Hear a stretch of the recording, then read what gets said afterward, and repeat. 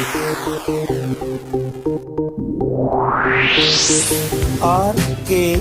स्वागत है दोस्तों आपका एक बार फिर से हमारे YouTube चैनल RKB कैंफी वीडियोस में।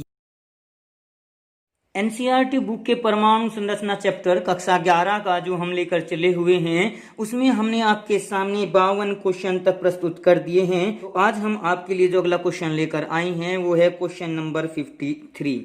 तो आइए इस क्वेश्चन को पढ़ के देखते हैं इस क्वेश्चन में क्या दिया हुआ है और हमें क्या ज्ञात करना है। क्वेश्चन नंबर 53 में कहा गया है कि प्रकाश विद्युत प्रभाव प्रयोग में सिल्वर धातु से फोटो इलेक्ट्रॉन का उत्सर्जन 0.35 वोल्ट की वोल्टता द्वारा रोका जा सकता है जब 256.7 नैनोमीटर के विकिरण का उपयोग किया जाता है। तो सिल्वर धातु के लिए कार्यफलन की गणना कीजिए। कार्यफलन यानी वह न्यूनतम आवश्यक ऊर्जा जो इलेक्ट्रॉनों को उत्सर्जित करने के लिए आवश्यक होती है। तो इस क्वेश्चन में हमें सबसे पहले दिया हुआ है कि जो फोटो इलेक्ट्रॉन का उत्सर्जन होता है वो 0.35 वोल्ट से रोका जा सकता है, यानी ये हमें निरोधी विभव दे दिया। यहाँ पर इसका मान हमें क्या दे दिया, निरोधी विभव के रूप में दे दिया। अब इस वोल्टेज से हम निरोधी ऊर्जा को भी निकाल सकते हैं, इसलिए निरोधी ऊर्जा इक्वल टू हो जाएगी ईवी के बराबर, यानी 0.35 इलेक्ट्रॉन वोल्ट, जिसको कि हम कन्वर्ट कर सकते हैं 0.35 गुणा 1.6 गुणा 10 की घात -19 जूल से रिप्रेजेंट हम इसको कर सकते हैं। अब इसके पश्चात फिर इसमें लैम्डा दिया हुआ है 256.7 नैनोमीटर का। अगर हम विकिरण उपयोग करते हैं तो हमें कार्यफलन W की गणना करनी है। तो सबसे पहले हम इस तरंगदैर्ध्य पर जो हमारा आपतित विकिरण है उसकी ऊर्जा का मान हम निकाल सकते हैं। आपतित विकिरण की ऊर्जा कि क्या हो जाएगी, E equal to hc upon lambda सूत्र से। E इक्वल टू h का मान 6.6 गुणा 10 की घात -34, C का मान 3 गुणा 10 की घात 8। यहाँ आप इसको 6.626 भी ले सकते हैं, पिछले क्वेश्चन में भी हमने यूज किया था। तो मैं केवल कैलकुलेशन को हल्का करने के लिए इस 6.6 का यूज कर रहा हूँ। तो अपॉन में आ जाएगा आपका 256.7 नैनोमीटर था, तो 10 की घात -9 मीटर में इसको कन्वर्ट कर सकते हैं। और जिसे ही इसको भाग देंगे तो ये आ जाएगा 7.74 गुणा 10 की घात -9 जूल। अब हम इसको -19 जूल के बराबर आएगा। अब अगर हम इसको 1.6 से डिवाइड कर दें गुणा 10 की घात -19 से, तो ये वैल्यू हमारी 4.83 इलेक्ट्रॉन वोल्ट भी आ जाएगी। हम इसको जूल में ले सकते हैं इलेक्ट्रॉन वोल्ट में, जैसे हमने ये पीछे की वैल्यू निरोधी विभव वाली, इसको इलेक्ट्रॉन वोल्ट में भी लेकर चल सकते हैं, इसको हम जूल में भी लेकर चल सकते हैं। तो अब इसकी आवश्यकता हमें कहाँ पड़ेगी उसको देखते हैं। हमारा एक फॉर्मूला है, इलेक्ट्रॉन की गतिज ऊर्जा, जो हमारा फोटो इलेक्ट्रॉन है उसकी गतिज ऊर्जा बराबर हमारी होती है आपतित ऊर्जा में से अगर हम कार्यफलन को घटा दें, यानी E के इक्वल टू हमारी हो जाएगी E माइनस W के। लेकिन जो ये E के है, E के ही हमारी निरोधी विभव के बराबर होती है। निरोधी विभव क्या बताया था, वो निरोधी विभव वो होता है जो किसी इलेक्ट्रॉन को निकलने से रोक दे। इलेक्ट्रॉन का वेग जो होता है वो हमारा 0 के बराबर हो जाए, और ये हमने अभी 0.35 इलेक्ट्रॉन वोल्ट के रूप में लिया ही था। तो कार्यफलन W बराबर हमारा क्या जाएगा, E माइनस E के बराबर। अब ये ऊर्जा हमने अभी निकाली थी 4.83 इलेक्ट्रॉन वोल्ट, और माइनस कर देंगे 0.35 इलेक्ट्रॉन वोल्ट। तो 4.83 में से जब 0.35 गया तो ये आपका आ जाएगा 4.48 इलेक्ट्रॉन वोल्ट, जिसको आप चाहें तो 4.48 में 1.6 गुणा 10 की घात -19 की गुणा करके इसको जूल में भी कन्वर्ट कर सकती हैं। अब इस प्रकार से क्वेश्चन नंबर 53 पूरा। आइए अब लेकर चलते हैं क्वेश्चन नंबर 54 को।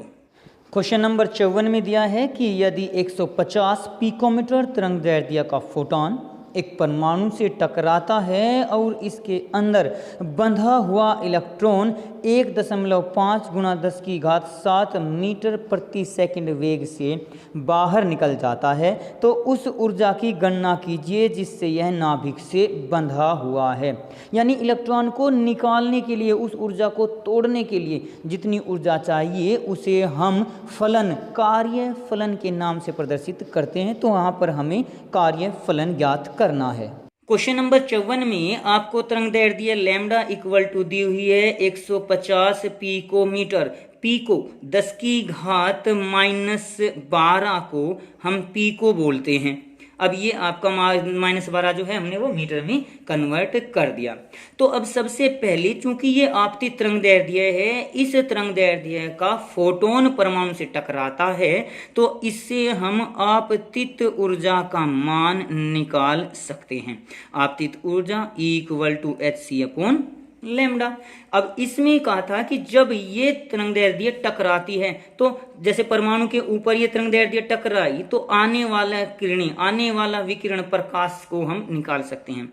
यानी 6.626 गुणा 10⁻⁻34 गुणा 3 गुणा 10⁸ अपोन में 150 गुणा 10⁻12 के रूप में इसको लेकर चल सकते हैं, जो कि कैलकुलेट करने पर आपकी आ जाएगी 1.325 गुणा 10⁻15 जूल के बराबर। अब फिर इसमें इलेक्ट्रॉन का वेग दिया हुआ है कि जो बंधा हुआ इलेक्ट्रॉन है वो निकलकर भागता है तो उसका वेग 1.5 गुणा 10⁻7 मीटर प्रति सेकंड के वेग से वो इलेक्ट्रॉन निकलकर चलता है।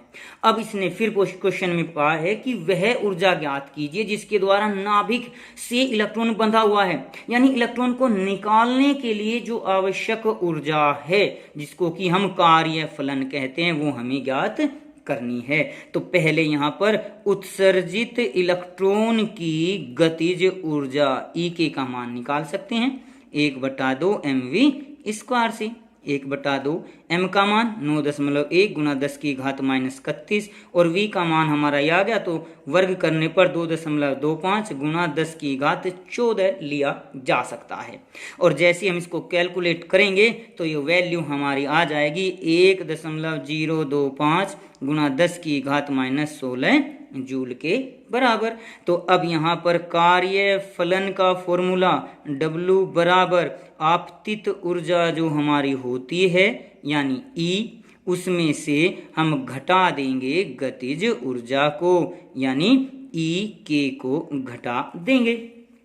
तो E हमारी क्या ही थी, आपतित ऊर्जा का मान हमारा अभी आया था 1.325, तो ये आ जाएगा 1.325 गुणा 10⁻15 आया था। इसमें से घटा दें 1.025 गुणा 10⁻16 को।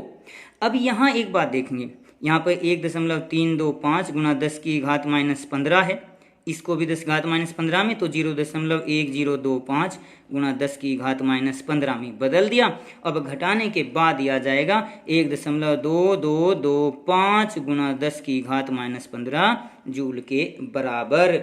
और चाहे तो आप इसे इलेक्ट्रॉन वोल्ट में भी बदल सकते हैं। इसको डिवाइड कर देंगे 1.6 गुणा 10⁻19 से तो ये आपका आ जाएगा लगभग 7.63 गुणा 10⁻3 इलेक्ट्रॉन वोल्ट के बराबर। ये क्वेश्चन आंसर आ जाएगा। तो इस क्वेश्चन को हम इस प्रकार से कर सकते हैं। अब लेकर चलते हैं क्वेश्चन नंबर 55। क्वेश्चन 55 में दिया है कि पाश्चन श्रेणी का उत्सर्जन संक्रमण n कक्ष से आरंभ होता है और कक्ष n बराबर 3 में खत्म हो जाता है तथा इसे न्यू यानी आवृत्ति बराबर 3.29 गुणा 10⁻15 हर्ट्ज इंटू 1/3² माइनस 1/n² से दर्शाया जा सकता है। यदि संक्रमण 1285 नैनोमीटर पर प्रेक्षित होता है तो n के मान की गणना कीजिए और स्पेक्ट्रम का अक्षेत्र भी बताइए। क्वेश्चन नंबर 55 में पाश्चन श्रेणी का जिक्र किया गया है। तो आपकी याददाश्त के लिए मैं आपको बता दूं कि हमने आपको लाइमन, बामर, पाश्चन, ब्रैकेट और फुंड आदि विभिन्न प्रकार की श्रेणियां बताई थी, जिनमें लाइमन में इलेक्ट्रॉन किसी भी कक्षा से पहली कक्षा में आता है, बामर में किसी भी कक्षा से दूसरी कक्षा में इलेक्ट्रॉन का संक्रमण होता है, जबकि पाषाण में किसी भी कक्षा से तीसरी कक्षा में इलेक्ट्रॉन का संक्रमण होता है। इसी प्रकार से चौथी में जो हमारा होगा वो ब्रैकेट और पांचवी में फुंड को ले लिया जाता है। अब यहाँ पर लाइमन जो श्रेणी प्राप्त होती है वो प्रकाश के पराबैंगनी भाग में, बामर प्रकाश के दृश्य भाग में, पाषाण प्रकाश के इंफ्रारेड में। अब इंफ्रारेड भी दो प्रकार का लिया गया था, एक निकट और आगे ब्रैकेट और फुंड जो होती हैं वो सुदूर इंफ्रारेड में प्रयुक्त होती हैं, उत्पन्न होती हैं। और इनके लिए फिर एक फॉर्मूला दिया गया था 1/λ equal to R into 1/n1 square minus 1/n2 square, जहां पर R रिडबर्ग नियतांक के रूप में लिया जाता है। लेकिन यहाँ पर इस क्वेश्चन में आपको पहले ही दे दिया कि हमारी पाषाण श्रेणी का तो वो कोई संक्रमण लिया गया है जो n बराबर 3 पर खत्म हो रहा है, तो हम n1 बराबर लेकर चल सकते हैं 3 के लिए। और इसने आवृत्ति का formula nu equal to direct दे दिया 3.29 गुना 10⁻15 और into 1/3 square minus 1/n square के रूप में दे दिया। और फिर कहा है कि यदि लैम्डा जो है वो संक्रमण वो बराबर 1285 नैनोमीटर पर प्राप्त होता है, तो हमें इस n के मान की गणना करनी है। तो और ये भी बताना है कि स्पेक्ट्रम का क्षेत्र क्या है, वो तो आप लोग यहाँ पहले ही बता चुके कि ये इंफ्रारेड में प्राप्त होगा। बस अब हमें सिद्ध करना है कि ये इंफ्रारेड में ही होगा या नहीं होगा। अब लैम्डा जैसे ही हमें यहाँ पर मिल गया तो हम लैम्डा से न्यू का मान निकाल सकते हैं। न्यू इक्वल टू क्या हो जाएगा हमारा c/λ। तो यहाँ डायरेक्ट हम c/λ का मान रख सकते हैं। c का मान हमारा होता है 3 × 10⁸ मीटर प्रति सेकंड के बराबर, और लैम्डा का मान हमारा दिया हुआ है 1285 नैनोमीटर है, तो गुना 10⁻⁻9 करके मीटर में रख दिया। ये वैल्यू हमारी न्यू के स्थान पर आ गई इक्वल टू ये 3.29 गुना 10⁻15 सेम टू सेम 1/3 हो जाएगा माइनस 1/n स्क्वायर। यहाँ तक तो शायद आपको अब किसी प्रकार की कोई समस्या होगी ही नहीं। और इसमें जब केवल एक राशि n अज्ञात है, बाकी सभी राशियां हमें दी गई हैं, तो यहाँ से हम n स्क्वायर का मान आसानी से निकाल सकते हैं। यानी ये हो जाएगा 1/9 minus 1/n square equal to, ये देखिए गुणा में है, इधर आते ही भाग में हो जाएगा। अब यहाँ पर अगर देखा जाए तो ये हो जाएगा, इसका भाग देने के पश्चात 2.334 गुणा 10⁻14 और ये अपोन में आ जाएगा आपका 3.29 गुणा 10⁻15 के बराबर। अब अगर हम इसको कैलकुलेट कर लें कैलकुलेटर आदि के द्वारा या स्वयं करके देख लेंगे आप लोग, तो ये वैल्यू आ जाएगी 7.096 गुणा 10⁻⁻2 के बराबर।